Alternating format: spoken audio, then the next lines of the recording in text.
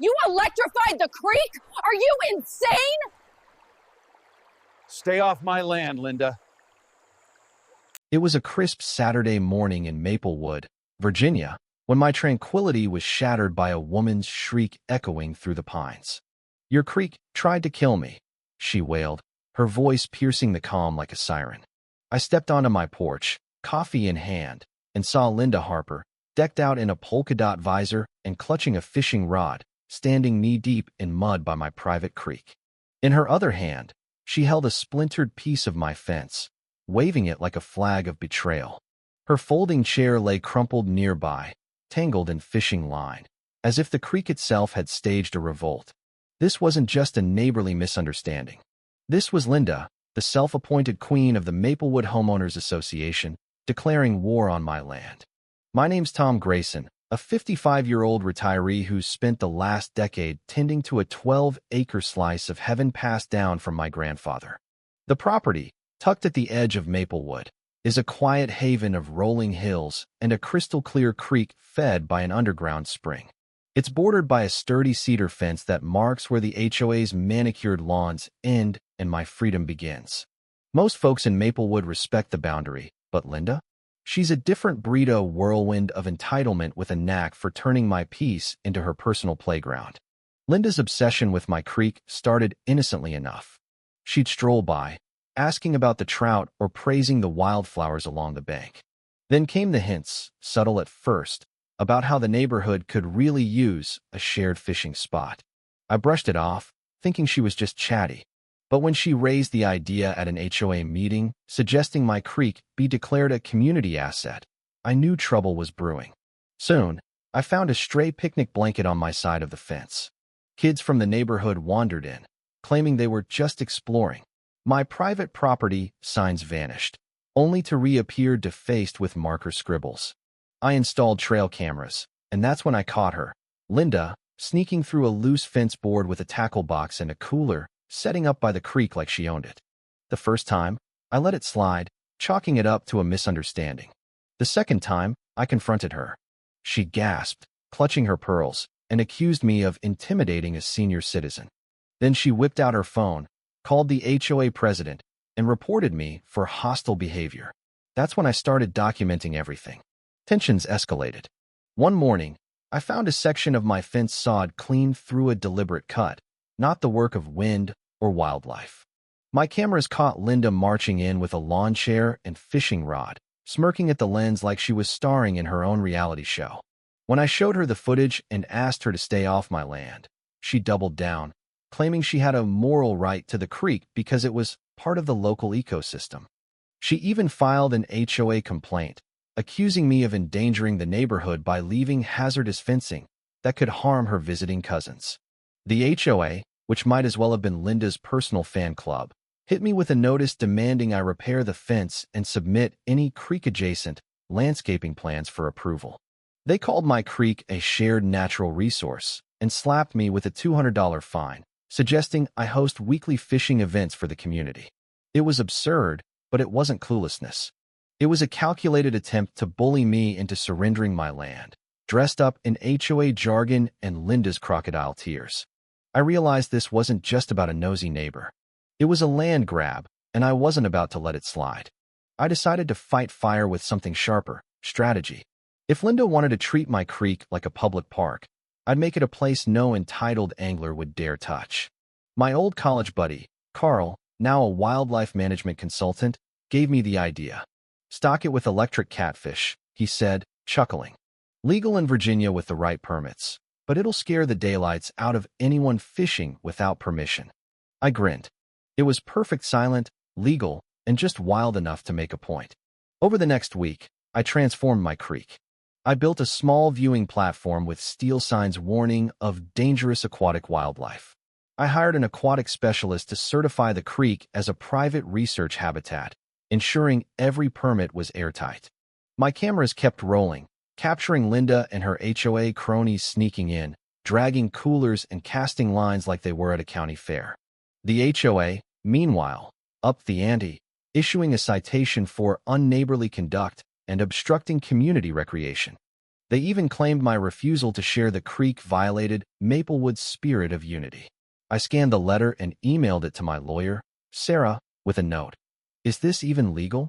She replied, "It's nonsense, but let's make them regret it." Sarah drafted a cease and desist letter, naming Linda and her accomplices from the footage, and mailed it to every HOA member. The response? Silence, followed by retaliation. Linda filed a complaint with the city, claiming my creek was a public health hazard due to untreated algae. An inspector came out, took one look at the pristine water, and laughed. "This is cleaner than my pool," he said, signing off my permits. Still, Linda's ability to weaponize bureaucracy rattled me. It was time to unleash my plan.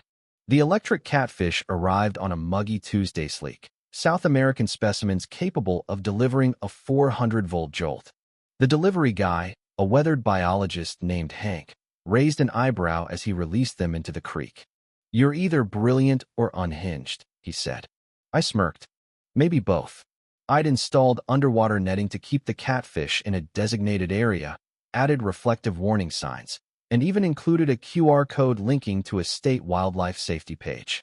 The creek was no longer just a creek, it was a registered aquatic research zone, off-limits to uninvited guests. Linda had no clue what was coming. That weekend, I woke to the smell of barbecue and the twang of country music. From my deck, I saw a dozen lawn chairs scattered along the creek, a folding table piled with chips and soda, and kids splashing near the bank. Linda, in a lime green sundress and oversized sunglasses, sipped iced tea like she was hosting a garden party. It wasn't a fishing trip, Anna Maria, it was an HOA takeover. I grabbed my phone, started filming, and walked down to confront them. "This is private property," I said calmly. "You need to leave." Linda smirked, twirling her straw. "You can't hoard nature, Tom.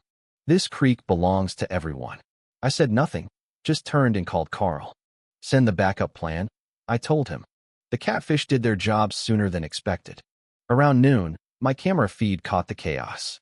A burly guy in a tank top, probably Linda's nephew, shouted, "Got one," as he reeled in a line. The crowd cheered until he screamed, dropped the rod, and stumbled back, shaking his hand like he'd grabbed a live wire. The catfish, thrashing on the bank, zapped him again when he reached for it. "What is that thing?" he yelled, clutching his arm. Linda rushed over, took one look, and shrieked, "That's not a fish. It's a monster." She spun to the crowd, shouting, "Call the police. Call the mayor. This is a trap." Paramedics arrived first, confirming the fisherman was fine, just sore and humiliated. Wildlife control followed, inspecting my permits and signage. "Everything's in order," the officer said, glancing at Linda. "You folks shouldn't be here." Linda exploded, jabbing a finger at me. "He booby-trapped the creek." "This is assault." I handed the officer my paperwork. "It's a private research habitat. They're trespassing." The cop, a no-nonsense woman named Officer Daniels, turned to Linda. "Ma'am, you're on his land without permission. Leave, or I'll cite you." The HOA president, a pompous retiree named Gerald, showed up, trying to mediate. "We're all neighbors here," he started. I cut him off. "No, we're not. I don't pay your dues, and you have no jurisdiction here.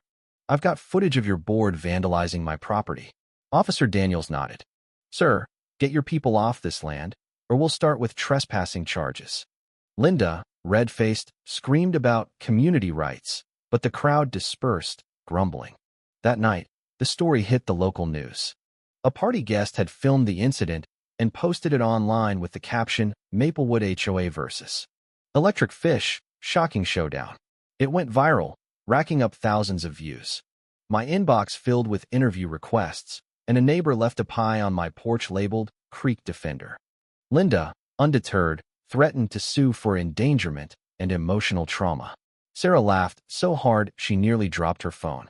"This is a circus," she said, filing a countersuit for trespassing, property damage, and harassment. The creek became a local legend. I leaned into it, registering my land as a private conservation site.